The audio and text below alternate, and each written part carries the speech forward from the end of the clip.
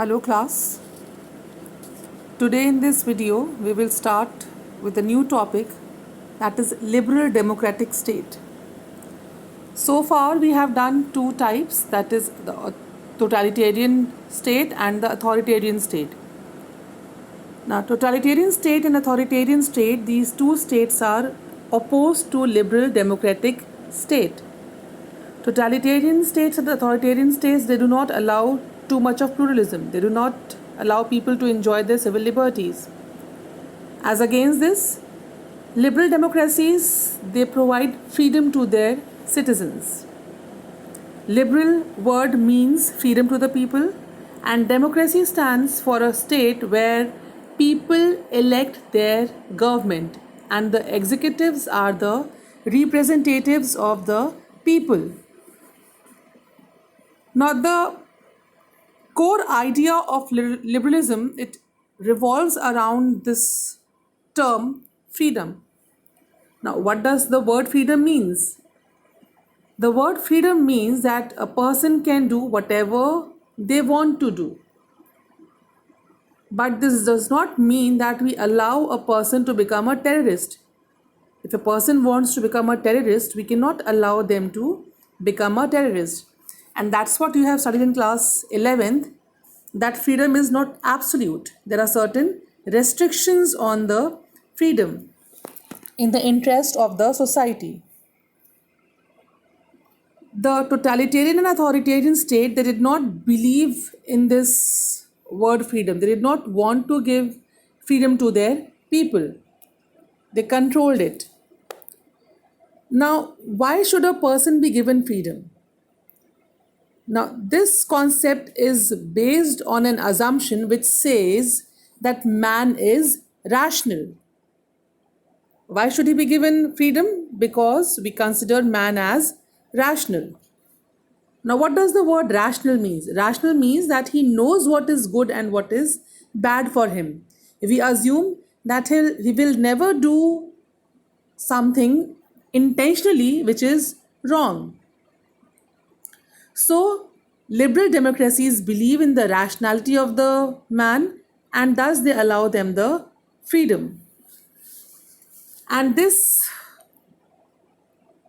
idea of liberalism and democracy, this came as a result against the medieval European society, which was a monarchy. So, liberalism and democracy was against, it has its birth against the medieval European society. So now we will study what is the meaning of liberal democracy. Liberal democracy emphasizes the separation of powers. Separation of powers between whom? Between the executive, legislature and the judiciary. We have seen in the previous topics that there was no separation between the executive, legislature and judiciary. But in case of liberal democracies, all these three organs are separated. There is an independent judiciary and a system of checks and balances between branches of the government. This type of democracy, this type of setup, it allows or it gives freedom to its citizens. They have the freedom, right of expression. They can express their views for and against the government. The media is free to publish and criticize the policies of the government. The three organs are made in such a way, or they're designed in such a way that each organ of the government, they act as a check on the other. So this is how the liberal democracy works. You have to study the features of liberal democracy. The first feature of liberal democracy is that it is a representative government. Now, what does representative government means? It means the body of executives is elected by the people of the country and they represent the people of the country. They act as a guardian of the national purse. So they are the custodian of the finances of the country. So this is what the representative government means. That means it's a government which is elected by the people for a fixed term, and in order to prove its worth, it has to contest the election after a fixed tenure and prove that it is still worthy of being in power. So elections are held. Then next is civil liberties. Now, civil rights are those rights which can protect the individuals from the infringement by the government or social organizations or the other private individuals. It ensures active participation of the people in the civil life of the society without any discrimination on the basis of their caste, creed, sex, religion, etc. So, civil liberties include people have the right to freely express their views, freedom of speech and expression, press and other means of mass media is ensured.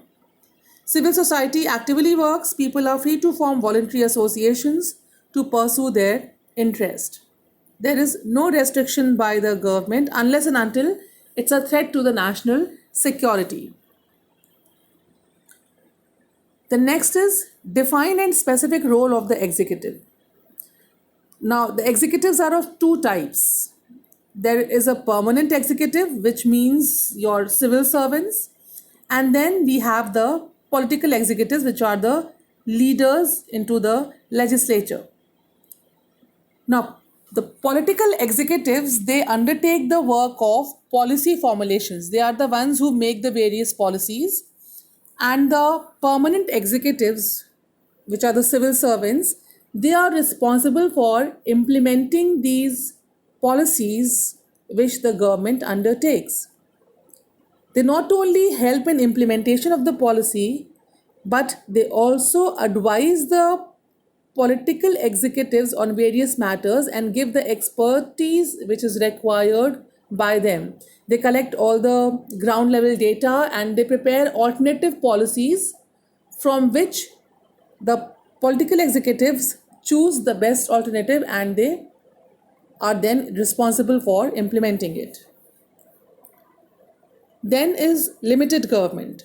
Now, what does the word limited government means? Limited government means that the government cannot act arbitrarily on its own. It cannot keep doing whatever it wishes to do so.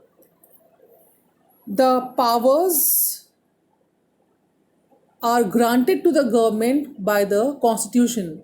So, to whatever extent the government has to work, that is already prescribed in the constitution. The legislature or the government cannot exercise the power beyond the constitution. So, the separation of power between the three organs, it is done in such a manner that each wing can act as a check on the other. For instance, say the legislature makes the policies. Now, how can the other organs act as a check? Now, judiciary can act as a check on legislature by seeing that whether the laws which have been made are in confirmation with the laws of the or clauses of the constitution or not. And if they are not in confirmation, then the judiciary may declare those policies null and void. Similarly, the legislature sees that the executives do not work arbitrarily. They act as a check on the ministers by putting up several questions in the parliament or the legislature. So this is how one acts as a check on the other. Then next is social and economic checks and balances. Now, in a liberal democracy like the one we have in our country, we know that there are various large number of social and economic associations and organizations of which the people are members. We are members of such voluntary organizations. Now, these organizations may represent the doctors, the businessmen, the common people. So there are different organizations, traders. Now, these organizations, when are representing the different interest group, they act as a check on the policies that the government formulates. The government has to keep in mind the interest and the actions and reactions of all these interest groups and accordingly plan out the policies. So they act as a check on the hasty decisions of the government. You can see here, liberal democracy is characterized by the active existence and activities of a large number of social and economic associations of the people and enjoy a large amount of autonomy. These groups affect the decision of the government and they play a vital role in political process. The next is political checks and balances. Now, a liberal democracy is marked by the presence of large number of political parties which represent different interest groups, which represent different type of classes, different religions, sects, interests. Now, so these political parties also influence the decision making of the government. The opposition is there in the parliament, which acts as a check on the decisions of the government. Now, the three organs of the government, that is the judiciary, legislature, and the executive, is never under the control of the same person or the same or the body of a few men. Because if all the organs are under the same person or a same group of people, they will act arbitrarily. They will do whatever they want to do, as is the case with the totalitarian and the authoritarian regimes. So these three organs are always under different people or different set of men. The division of powers between these organs, it acts as an internal check and prevents the government from becoming autocratic. Then this is a system of indirect democracy. Indirect democracy means all the people do not directly participate in the government or political process. Rather, through the free and fair elections held at regular interval of times, people elect their representatives who speak for them or who speak on behalf of the people in the parliament and formulate policies in the best interest of these people. So the government is formed by duly and freely elected representatives of the people, elected through systematically and regularly held free, fair, and transparent elections, and all the citizens choose their representatives. Then there is free and open struggle for power among the several political parties. We know that liberal democracies are marked by the presence of large number of political parties, and all the political parties are free to contest elections in the country. That's all for today. Uh, so far, we have done the three types of government, that is totalitarian, authoritarian, and liberal democracy. Now, you're required to prepare the features of all these three types of states. Please learn the features of these three systems by heart. Till then, stay safe and take care. Thank you.